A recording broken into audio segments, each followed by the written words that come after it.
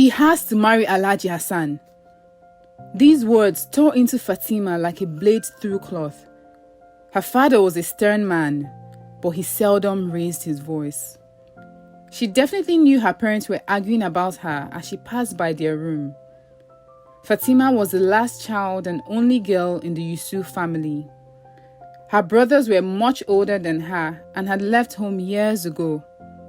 Her parents were barely educated. Her mother didn't even complete secondary school. And her father was an Almajiri.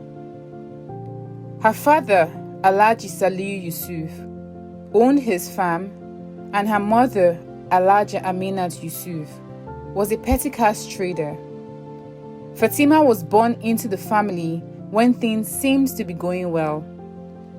Her father's farm was doing well. Her brothers were in secondary school and had continued to university. She also was allowed to go to school.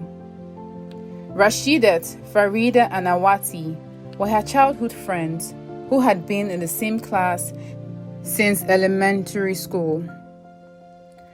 Their worldview only changed last year when their Rashidat got married to a man almost thrice her age, with 2 other wives.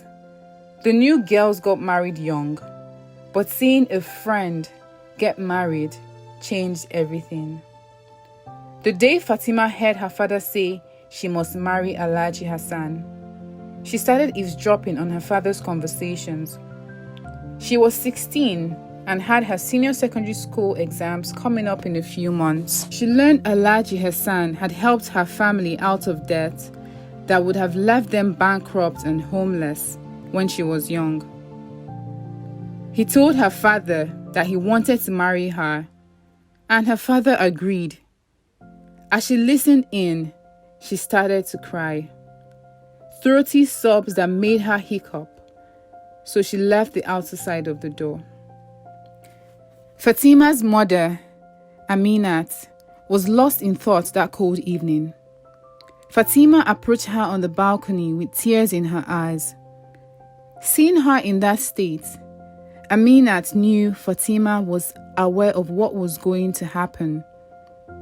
Aminat pulled her close, hugged her, and whispered words of prayer and consolation into her ears. On her way to school the next day, she informed Farida and Awati about the news. Awati also broke out in tears as she revealed her parents have been coercing her into marrying a much older politician. Fatima, opening up, gave her the confidence to speak up. 3 days to Fatima's birthday, everything seemed to be going according to her father's plans. Preparations were being made despite Fatima's apathy. Much later at night, Fatima felt a hand tap her side quickly. She jolted up in terror and saw her mother put her hands over her lip, warning her to calm down. "It's time," Aminat whispered to a confused and disoriented Fatima. The next morning, Fatima's dad called out to his daughter because there was no food laid out on the table for him. No one answered. He checked her room, the kitchen, and the backyard, but she wasn't there. He called out to his wife, who rushed out from their room and told her Fatima was missing. Aminat rushed to Fatima's room and pointed out that some of her clothes and her books were missing. Fatima had just arrived in Lagos. She stared out of the bus and children in their bright school uniforms going to school. The general commotion of weekday mornings in Lagos were already intriguing to her. When she got to the car park, she called the number her mother had given her. A woman answered and told her to wait somewhere.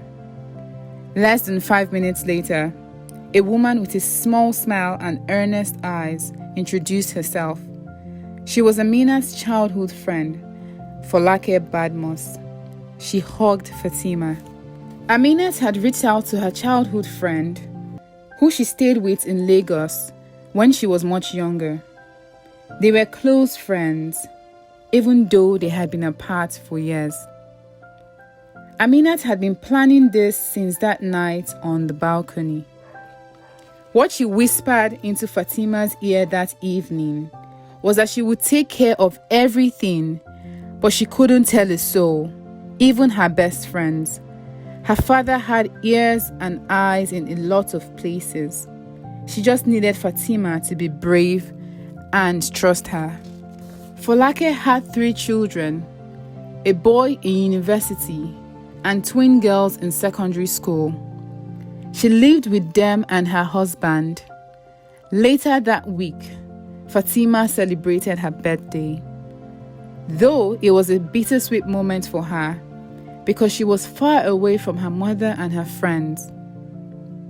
She still felt like she was with family, and she was determined to make the best out of her new life.